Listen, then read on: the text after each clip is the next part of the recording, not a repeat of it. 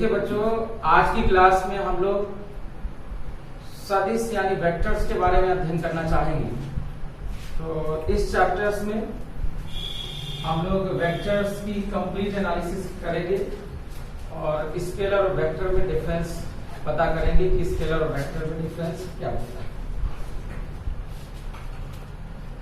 देखिएगा, अभी तक की ये जो क्लास है वेक्टर, इससे पहले आप लोगों ने कभी भी वेक्टर्स के बारे में ध्यान नहीं दिया। तो इसके बारे में थोड़ा सा हम डेली लाइफ से इसको जोड़ने की कोशिश करते हैं कि वेक्टर है क्या और स्केलर क्या है। देखिए, सबसे पहले मैं सिंपल तरीके से आपको बताऊं कि फिजिकल क्वांटिटी क्या होता है, भौतिक राशियां होता क्या है, भौतिक राशि क्या है। तो इसके लिए मैंने बताया आपको numerical value and its unit, इसका एक फार्मूला है सिंपल, जहां n क्या है न्यूमेरिकल वैल्यू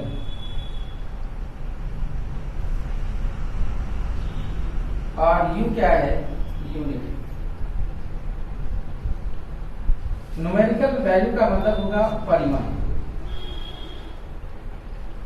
और यूनिट का मतलब आप सभी जानते हैं इकाई या मात्रा। देखिए, हम लोग चर्चा कर रहे हैं बाय लैंग्वेज यानी हिंदी और इंग्लिश दोनों भाषा में। तो इसलिए चैप्टर को बहुत ध्यान से समझना है और बाय लैंग्वेज का इस्तेमाल इसलिए कर रहे हैं कि बिकॉज 11th-12th में तो हिंदी मीडियम से काम चल जाता है, लेकिन जैसे आप लोग यूनिवर्सिटी लेवल पे जाते हो तो तुरंत सारी लैंग्वेज क्या हो जाती है, कन्वर्ट हो जाती है, इंग्लिश में हो जाती है, इसलिए वहां पर समस्या आ जाती है। और जब आप कंपटीशन में जाते हैं तब भी वहां पर ज्यादातर मोस्ट ऑफ द केसेस में इंग्लिश के वर्ड्स की जरूरत पड़ती है। इसलिए मैं सोचता हूं कि आपको हिंदी में भी दिक्कत ना हो।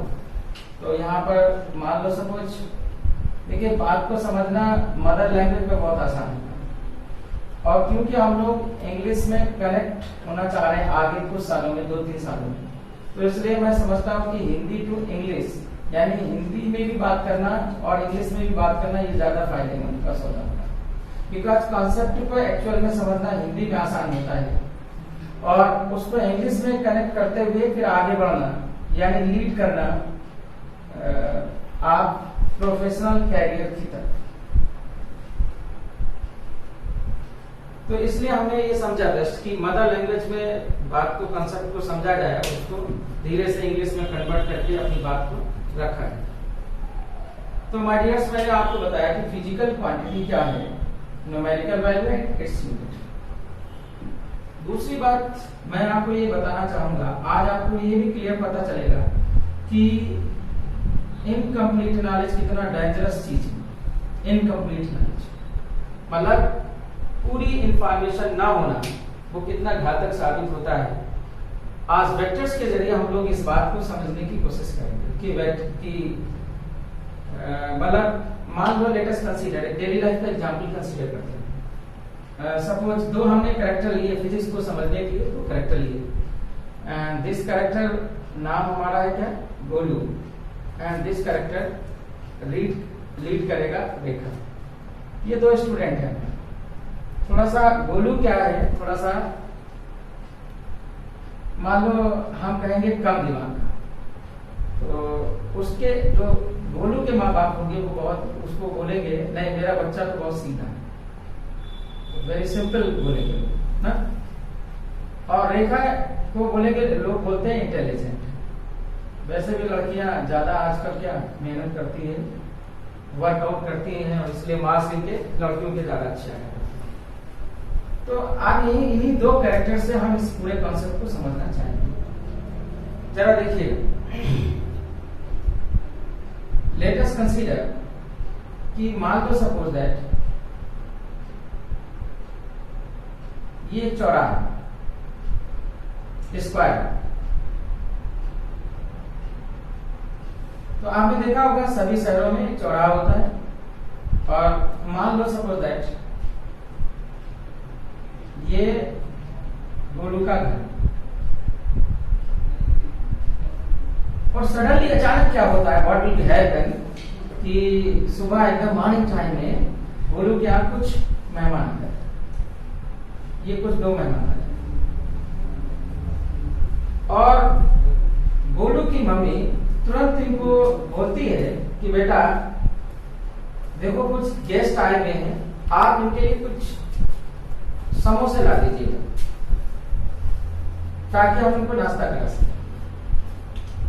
तो ये बात गोलू से कही जाती है मम्मी के द्वारा। अब लेकिन गोलू पहली बार फर्स्ट टाइम समोसा लेने जा रहे हैं, गोलू को पता नहीं, इंफॉर्मेशन नहीं है कि दुकान कहाँ सिचुएटेड कहाँ। तो गोलू क्या करते हैं, मम्मी कहते जाओ ऐसे पैदल निकल जाओ, ज्यादा दूर नहीं है, लगभग अप्रोक्सीमेट आप 2 किलोमीटर जाएंगे और वहां पे दुकान मिलेगी। तो गोलू क्या करते हैं, क्योंकि थोड़ा सा बहुत सीरियस आते हैं गोलू खट से अपनी साइकिल उठाते हैं और भागना दौड़ना शुरू कर देते हैं। और कितना डिस्टेंस ट्रेवल कर लेते हैं, 2 किलोमीटर। और यहाँ पर सर्च करते हैं कि भाई चौबे जी की दुकान कहाँ, समोसे की दुकान कहाँ। भाई बात समझ में आई थी, लेकिन अफसोस की बात 2 किलोमीटर चलने के बावजूद भी गोलू को समोसे की दुकान नहीं मिलती। वो इधर देखता ताकता और इधर झाँकता है, लेकिन समोसे की दुकान को अचीव नहीं कर पाता। आई मीन टू से हियर कि चौबे की साथ को नहीं पा पाता। अब गोलू इधर झाँक रहा, लेफ्ट झाँक रहा, राइट झाँक रहा है, कुछ समझ में नहीं आ रहा। तो अब क्या करता है गोलू, फिर सडनली एक किसी राहगीर से पूछता है कि भाई जरा आप दुकान बता दीजिएगा जहां समोसे मिलते हो। तो गोलू को बता दिया जाता है कि आप ऐसा करिए, आप फिर फर्दर जाइए 2 किलोमीटर, वो 3 किलोमीटर आप चले जाइए। लेकिन गोलू की फितरत है कि वो बात को सही ढंग से सुनते ही नहीं, यानी कंप्लीट इंफॉर्मेशन नहीं लेते हैं और गोलू फिर भागना शुरू कर देते हैं। और अप्रोक्सीमेट यहाँ पर एक गली होती है, उस गली में 3 किलोमीटर गोलू दौड़ते भी चलेगा। आप तुम सोचो कि 1 किलोमीटर गोलू यहाँ चल गया और 2 किलोमीटर यहाँ फर्दर चल गया, तो बताओ गोलू अपने घर से करीब चल गया 5 किलोमीटर गोलू यहाँ पर पहुंच जाता है इस सांप के ऊपर। लेकिन अफसोस की बात, फिर गोलू को अभी भी समोसे मिलते नहीं। Reason is that because Choubey की दुकान तो इधर है ना, 2 ही किलोमीटर पर है, लेकिन चौबे की दुकान इधर है। यानी इसका मतलब वो अगर गोलू इस बात को सुनता कायदे से अपनी मम्मी की बात को कि भाई आप आगे आप जब जाएंगे चौराहे के ऊपर, तो चौराहे से क्या होगा, आपको राइट मोड़ना होगा, तब वहां पर 2 किलोमीटर की डिस्टेंस को कवर करना होगा। यहाँ पर जैसे मैंने वर्ड इस्तेमाल किया राइट, इसका मतलब आपको समझ में आ रहा होगा कि यहाँ पर जब 2 किलोमीटर किसी व्यक्ति को कहा जाता है चलने के लिए, इसका मतलब वो कंप्लीट इंफॉर्मेशन नहीं हुई, बल्कि ये गोलू को सुनना चाहिए कि 2 किलोमीटर राइट की डायरेक्शन में उसको चले चौराहे से, तब जाकर के किसकी चौबे की दुकान आएगी, वहां पर समोसा खरीद सकता है। Am I right? नहीं। तो इसका मतलब यहाँ पर एक बात क्लियर हो गई कि 2 चीजों की यहाँ पर रिक्वायरमेंट्स होगी। एक क्या होगी, न्यूमेरिकल वैल्यू की प्लस यूनिट्स की रिक्वायरमेंट होगी, यानी आंतरिक मान का, और फिर उसके मात्रक की जरूरत होगी, और फिर उसकी क्या जरूरत होगी, डायरेक्शन की जरूरत होगी।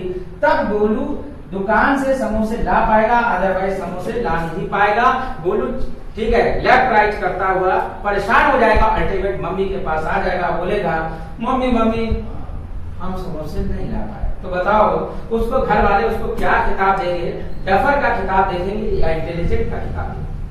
वहीं पर जब गोलू वापस आ जाते हैं, रिटर्न आ जाते हैं घर पर अपनी मम्मी के पास, तो फिर किसको भेजा जाता है, रेखा को भेजा जाता है। लेकिन रेखा इज इंटेलिजेंट, रेखा पूछती है मम्मी से, मम्मी पहले मुझे ये बताओ कि किस डायरेक्शन में हमको समोसे लाना होगा। तो जब वो पूछती है तो एकदम एग्जैक्ट मैनर में बताती है कि आप जब चौराहे पे पहुंचेंगे, चौराहे से क्या हो जाएगा, राइट डायरेक्शन में आप 2 किलोमीटर जाएंगे, then after that you will purchase, ठीक है, समोसा। तो वहां पर आपको समोसा मिलेगा। बताओ रेखा जा करके आराम से विद इन फ्यू मिनट्स के अंदर लेके आ जाएगी, और मम्मी उसको क्या कहेगी, थैंक यू, कि कहेगी कि आपने हमारी इज्जत को बचा लिया। तो कॉन्सेप्ट आपको समझ में आया होगा कि किसी भी फिजिकल क्वांटिटी को एक्सप्रेस करने के लिए, क्या कंप्लीट एक्सप्रेशन के लिए न्यूमेरिकल वैल्यू की रिक्वायरमेंट है, यूनिट्स की रिक्वायरमेंट है, साथ ही साथ किसकी, डायरेक्शन की रिक्वायरमेंट है। तब तो एक फिजिकल क्वांटिटी क्या हो पाएगी, एक्सप्रेस हो पाएगी। Otherwise my dear student express नहीं हो पाएगी और शायद इसी को क्या बोला जा रहा है, वेक्टर क्वांटिटी बोला जा रहा है। क्या बोला जा रहा है, वेक्टर क्वांटिटी बोला जा रहा है। बताओ बात आपको समझ में आएगी with the help of daily life example. तो यहाँ पे जरा देखिएगा, मान लो एक और दूसरा साइड एग्जांपल हम लेते हैं, जरा देखिएगा। मान लो एक बार हम ही को रिक्वायरमेंट हुई, एक बार कोचिंग क्लास ले रहे थे ये दोनों बच्चे गोलू और रेखा, और मुझे रिक्वायरमेंट हुई कि कुछ वाइट्स की रिक्वायरमेंट हुई, कुछ तार की रिक्वायरमेंट हुई। मैंने गोलू को भेजा कि भैया जाओ तार खरीद के ले आओ। गोलू की फितरत है कि वो अपनी बात कंप्लीट तरीके से सुनते ही। गोलू चल दिए तार लेने के लिए, और हमने उनसे ये कह दिया कि भाई आप 100 ले आए, 100 मीटर ले। लेकिन गोलू क्या करते हैं, इस मीटर को सुनते ही बचा करके 100 याद करते हैं। गोलू जैसे शॉप के ऊपर पहुंचते हैं, दुकानदार के पास जैसे पहुंचते हैं, आपको मालूम होना चाहिए दुकानदार यहाँ जो शॉप चलाता है, जो वाइट्स बेचता है, वो बहुत ज्यादा बिजी है, बहुत ज्यादा इसका, क्योंकि यहाँ पर जो कस्टमर्स की है लाइन लगी है।